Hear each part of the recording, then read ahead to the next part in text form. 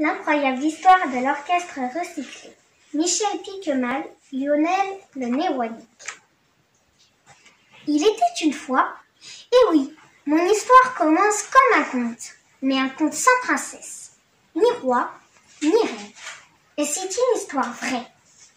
Il était une fois, donc, dans un bidonville du Paraguay, des hommes et des femmes, des familles avec des enfants qui vivaient en fouillant les ordures. Des tonnes d'ordures, des montagnes d'ordures qui apportaient les belles d'énormes camions venus de la grande ville.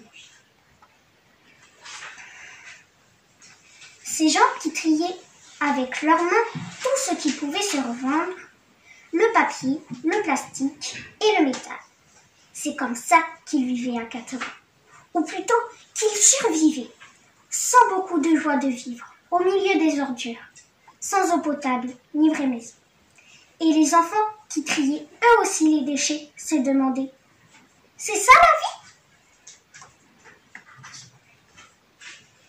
Puis est arrivé un magicien.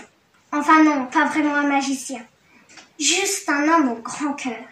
Il s'appelait Fabio Chavez. Il avait une baguette magique. Non, une baguette de chef d'orchestre. Fabio pensait que seule la musique pourrait redonner le sens de la beauté à tous ces enfants qui traînaient au milieu des déchets. Ces enfants qui n'avaient pas de but dans la vie et qui se bagarraient souvent, parfois même se droguaient. Fabio voulait leur apprendre la musique, car la musique, selon lui, c'est le bonheur, la gaieté, la liberté. Mais pour jouer, il faut des instruments. Et les instruments de musique coûtent beaucoup d'argent. Et de l'argent, il n'y en a pas dans le bidonville.